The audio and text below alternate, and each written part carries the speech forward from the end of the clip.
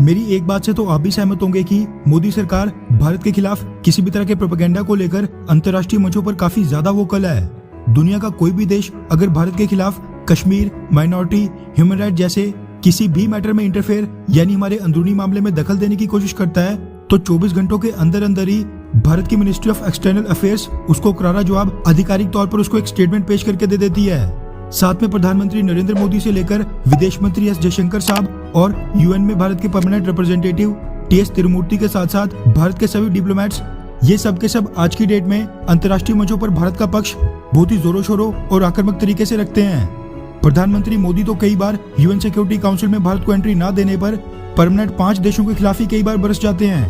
कहने का मतलब है कि भारतीय सरकार पहले के मुकाबले काफी ज्यादा वोकल हो गई है। इस बार भारतीय सरकार के निशाने पर एक बार फिर से यूनाइटेड नेशंस आ गया है। दरअसल कुछ दिन पहले United Nations human Right Council के स्पेशल प्रोसीजर ब्रांच के 3 रेपोर्टर्स ने भारतीय सरकार द्वारा लाए गए नए आईटी रूल्स और कानूनों को लेकर चिंता जताई थी और आलोचना करते हुए कहा था कि इनसे यूजर्स की प्राइवेसी पर असर पड़ेगा और भारतीय सरकार को यह सब नहीं करना चाहिए वगैरह वगैरह। वैसे देखा जाए तो ये इशू न ही United Nation Human Right Council के चीफ या फिर यूएन के किसी बड़े अधिकारियों ने उठाया था, इसीलिए इसको इग्नोर भी किया जा सकता था क्योंकि रिपोर्टर्स को बस मीटिंग्स की प्रोसीडिंग्स के बारे में कन्वे करने के लिए अपॉइंट किया जाता है। लेकिन जैसा कि मैंने पहले भी कहा था कि भारतीय सरकार भारत के खिलाफ किसी भी तरह के प्रोपेगेंडा को बर्दाश्त करने के मूड में बिल्कुल नहीं है, फिर वो चाहे किसी छोटे अधिकारी से आए या फिर बड़े। फिर क्या था, पिछले कल यूनाइटेड नेशन में भारत के परमानेंट मिशन की तरफ से भी एक बहुत ही कड़ा जवाब आ गया।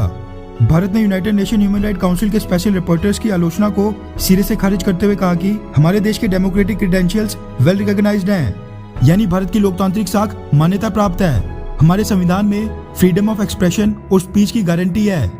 इसलिए ये नए आईटी नियमों में अभिव्यक्ति की आजादी की संभावित निहित अर्थों पर आरोप लगाने वाली चिंताएं बिल्कुल गलत हैं। जो ये नए आईटी रूल्स हैं वो एक आम यूजर को और सशक्त बनाते हैं। इनको लेकर जो चिंताएं जता रही हैं कि इन नियमों का जानबूझकर दुरुपयोग भी किया जा सकता है ताकि सोशल मीडिया प्लेटफॉर्म्स द्वारा बनाए गए ग्रीवियंस रिड्रेसल मैकेनिज्म को प्रभावित किया जाए, ये बिल्कुल गलत है। सरकार ने आगे अपने जवाब में कहा कि सोशल मीडिया प्लेटफॉर्म्स का ये बिहेवियर यूजर्स की शिकायतों को दूर करने में उनकी इच्छा की कमी को दर्शाता है, जबकि वो उन्हीं का डेटा यूज करके कई सारा रेवेन्यू जनरेट कर रहे हैं। फर्स्ट ओरिजिनेटर ऑफ इन्फॉर्मेशन यानी सबसे पहले किसने मैसेज भेजा था उसकी ट्रेसेबिलिटी पर सरकार ने यूएन को कहा कि नए आईटी रूल्स के तहत हम बिल्कुल सीमित जानकारी चाहते हैं, वो भी केवल तभी जब कोई इन्फॉर्मेशन या मैसेज जो ऑलरेडी पब्लिक सर्कुलेशन में है वो किसी हिंसा को बढ़ावा या जन्म दे रहा है, भारत की एकता या अखंडता को प्रभावित कर रहा हो, एक महिला को खराब रोशनी में चित्रित कर रहा हो, किसी बच्चे का यौन शोषण कर रहा हो या जब और कोई अन्य विकल्प काम नहीं कर रहा होगा, तभी सोशल मीडिया प्लेटफॉर्म्स को ये खुलासा करना होगा कि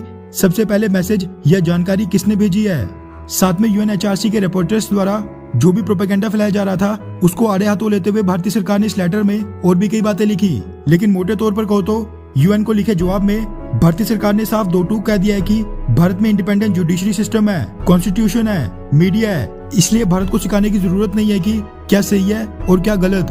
खैर, क्या नए आईटी रूल्स को लेकर आप भारतीय सरकार का समर्थन करते हैं, हाँ या फिर नहीं? नीचे कमेंट करके अपनी राय जरूर बताएं। अच्छा सुनो, चैनल को सब्सक्राइब करो, उसके बाद घंटी बजा देना ताकि अगली वीडियो आपसे मिस ना हो पाए। Thank you.